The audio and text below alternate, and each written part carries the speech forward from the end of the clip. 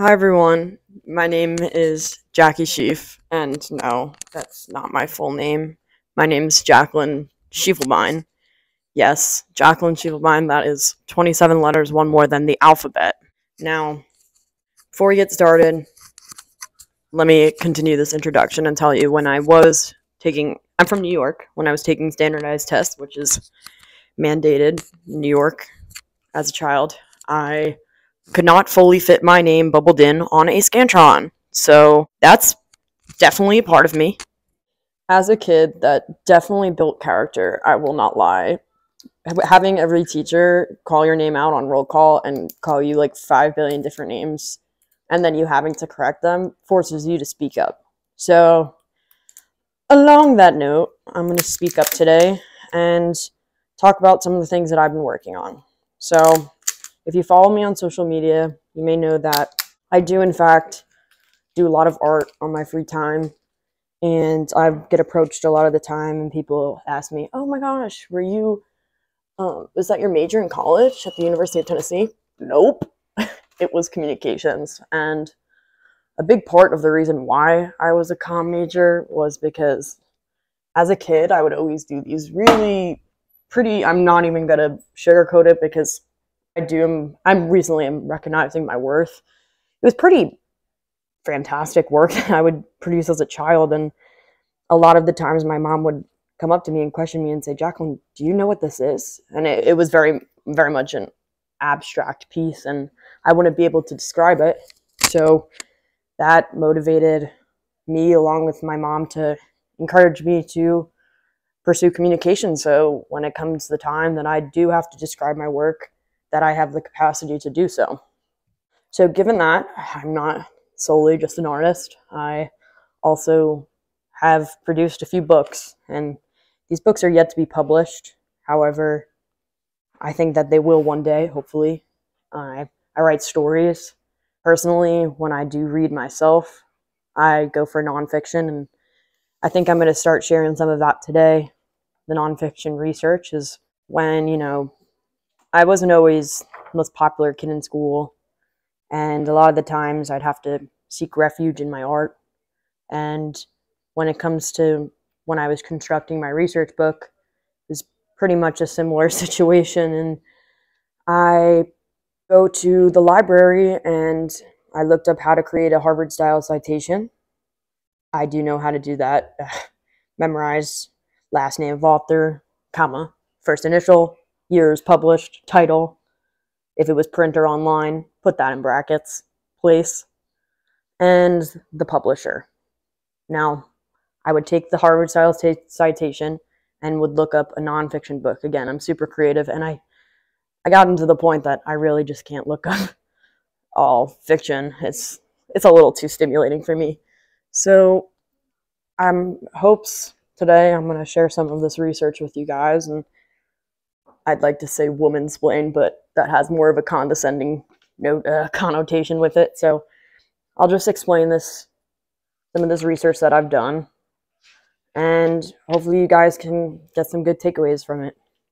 Okay, let's delve into the research here. So today we're going to be talking about representing melodic relationships using network science. And essentially what melodic relationships are think about melodic melodies. So when relationships are either working in harmony, there's counterpoints in those. So two independent relationships or motifs called response, transposition, and variation. So this can be all left up to interpretation. And some of the overviews of this research that was published by Pennsylvania State University. I should have just said Penn State, but we're just being super formal today, I guess. And what stood out to me in this book was about language and cognitive networks. And a lot of the stuff I do research too is so I can make a lot of sense of things. So a lot of the times this is social sciences, and I think this is very applicable to that. So what it overviews, again, is language and memory. And some of my takeaways is that it explains how highly creative individuals, they have a more flexible semantic memory. So this is long memory recall. And for my own personal experience, I think of constructing this in terms of paralleling it in construction to an art piece. So think about long-term memory, and say I'm classically known for drawing Snoopy and having that memorized in my head.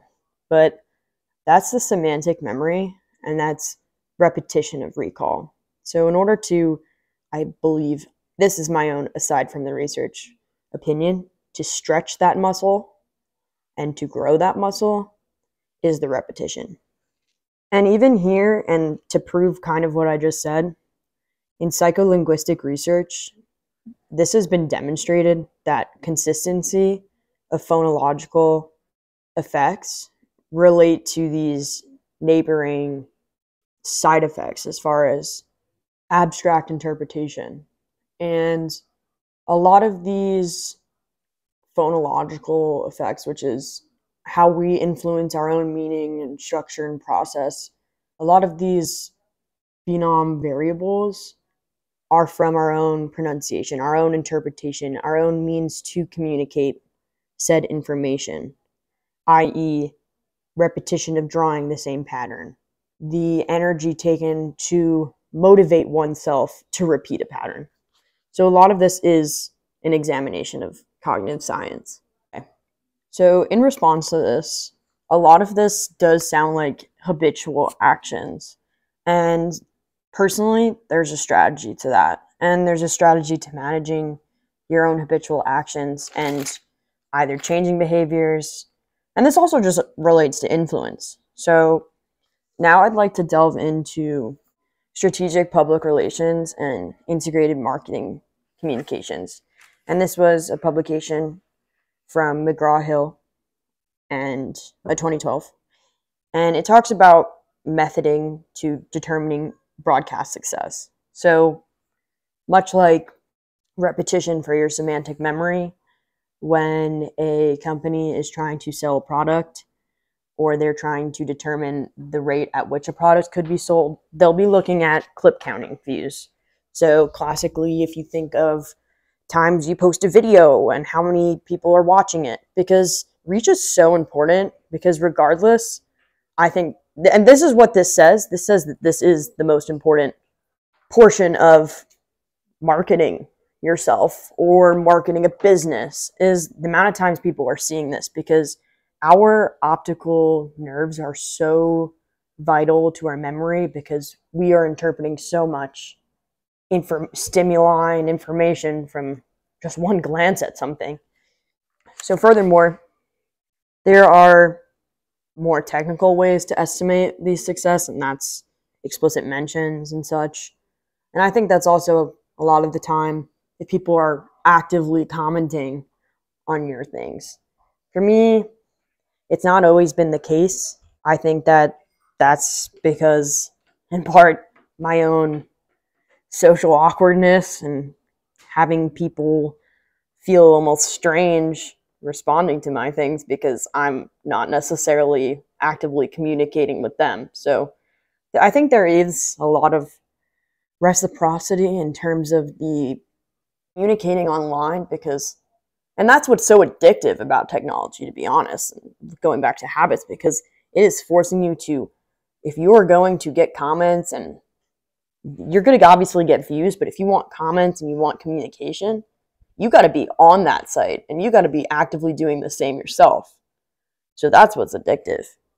There's a lot of benchmark determinants for this, and that's, your likability. Someone might not like you, like what you stand for. The quality of the content, the prominence. Is it important to the time that what is going on in the world, or are you just putting out foo-foo things?